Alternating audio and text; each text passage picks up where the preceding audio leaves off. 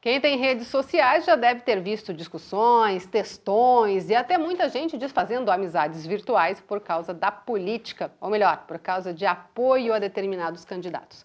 Tem gente que perde a mão mesmo e briga ali nas redes sociais para todo mundo ver.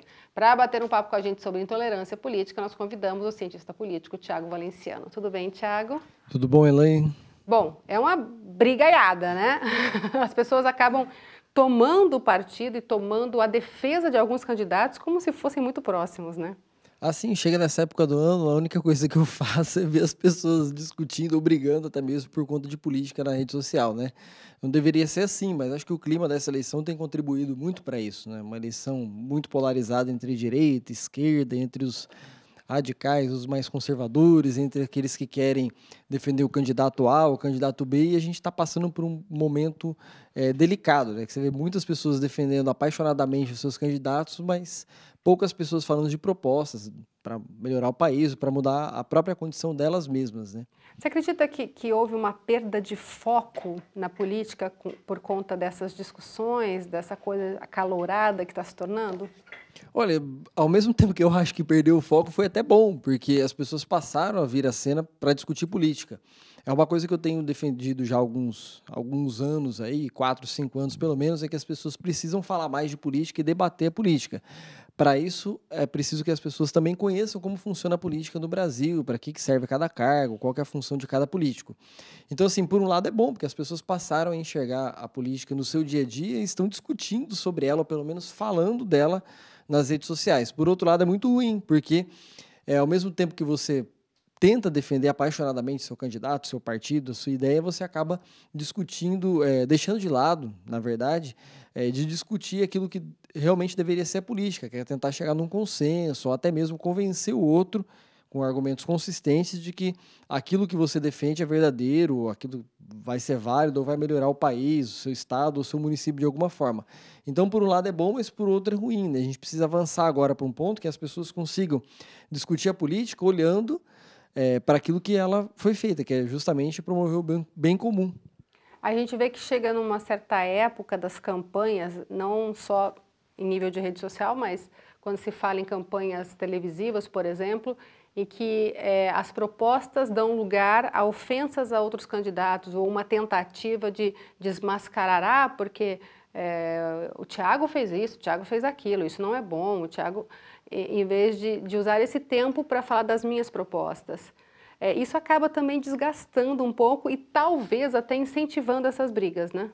Sim, e nessa eleição, especialmente falando, é o que eu mais vi nos últimos dias aí nas redes sociais. Nós estamos aí há pouco mais de 3 semanas do pleito, né? Um pouco menos, na verdade, de 20 dias para as eleições. O que eu menos vi foi propostas, né? Os candidatos todos brigando entre si, cada um defendendo apaixonadamente seu lado, contando muito da história, da biografia de cada candidato, até porque com a eleição um pouco mais curta, os candidatos preferiram deixar esse período de pré-campanha, ou de contar um pouco a história deles no começo, e talvez tenham deixado as propostas para o final, mas o que eu menos vi em todos os níveis, tá? Não estou considerando somente as candidaturas presidenciais, mas em todos os níveis foi falar de propostas de fato, né? De, olha, eu estou defendendo a proposta A, mas o outro candidato defende a B, que é o contrário dessa A. Nem esse embate básico a gente não acabou enxergando.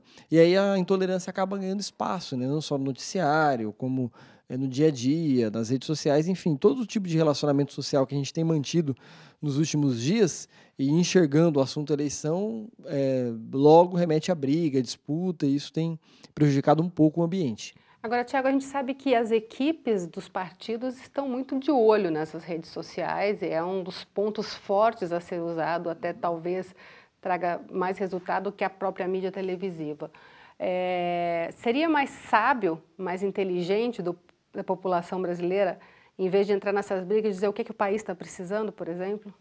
Sim, algumas redes de televisão até fizeram quadros aí para dizer o que você acha que pode melhorar o país, o que vai mudar de fato, né?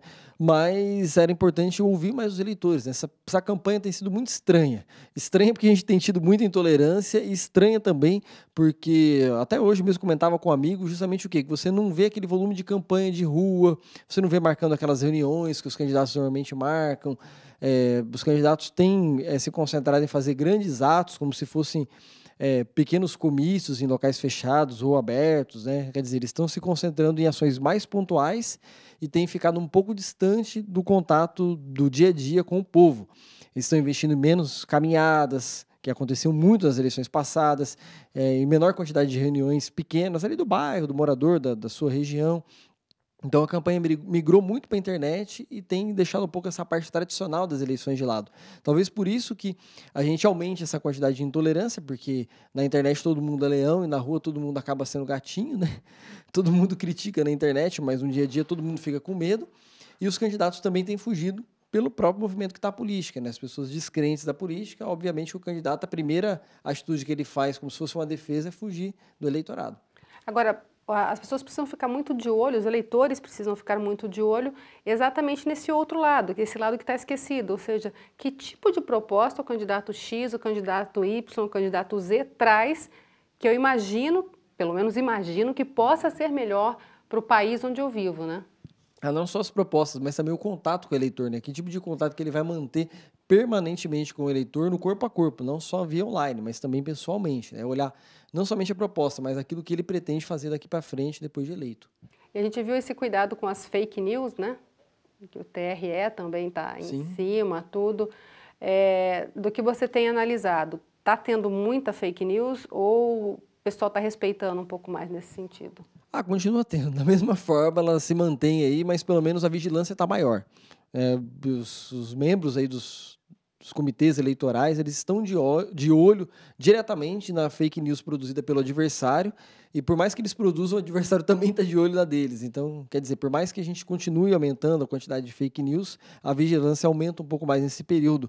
E até mesmo os órgãos de imprensa têm prestado um bom trabalho nesse sentido, de desmentir números, de mostrar a realidade de forma mais coerente. Você acredita que agora nessa reta final é melhor que as pessoas parem de se agredir e comecem a prestar atenção em outros pontos, ou essa briga é saudável? Olha, pelo que o eleitorado tem respondido, pelo menos nas últimas pesquisas presidenciais, aí o eleitorado quer justamente ver sangue, né? Infelizmente. Sendo que, ao contrário, a gente deveria buscar um pouco mais de paz para o debate e ideias mais coerentes. Claro que tem uma boa parcela do eleitorado que busca isso ainda, mas pelo menos a maioria está querendo, sim, levar um segundo turno de disputa ferrenha. E de disputa ferrenha de lados. Olha, você está no lado A, obviamente você nunca vai estar no B. Quer dizer, as pessoas não têm nem direito de mudar de opinião, e a política também é um trabalho de convencimento, de mudança de opinião. Você não precisa acreditar naquela ideia cegamente até o final da campanha. Portanto, é importante ter esse tipo de proposta. As propostas fazem justamente com que o eleitor reflita e possa mudar de opinião. Seria o caminho ideal, mas é o que a gente não tem enxergado até aqui, que é o que a gente imagina que tenha daqui para frente nos próximos dias. E respeito sempre, né? Assim, respeitar o outro nunca é demais, né? Obrigada, viu, pela participação.